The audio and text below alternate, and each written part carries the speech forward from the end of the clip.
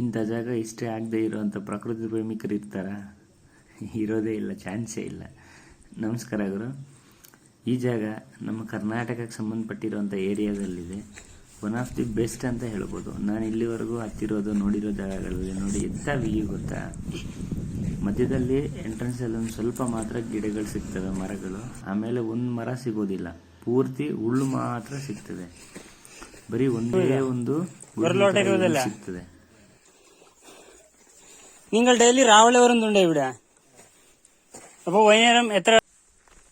Multiple language ಯಾಕೆ ಕಲಿಬೇಕು ಅಂದ್ರೆ ಇದಕ್ಕೆ ನೋಡಿ. ನನಗೇನೋ ಒಂದು ಸ್ವಲ್ಪ ಮಲಯಾಳಂ ಗೊತ್ತಿತ್ತು, ಮಾತಾಡಿದ್ರು. ಆ ಮಜ್ಜಿಗೆ 20 ರೂಪಾಯಿ ಒಂದು ಲೋಟ ಕೊಟ್ಟರು. ಅವ್ರು ಬೆಳಗ್ಗೆ ಬಂದ್ಬಿಟ್ಟು ಸಂಜೆ 4 ಗಂಟೆಗೆ ಮನೆಗೆ ಹೊಂಟೋಯ್ತಾರಂತೆ. ಆಮೇಲೆ ಯಾರು ಇರೋದಿಲ್ಲ. ಇದರಲ್ಲಿ ಸಹಾಯ ಬೇಕು ಅಂದ್ರೆ ಕೂಡ ಯಾರು ಬರೋದಿಲ್ಲ.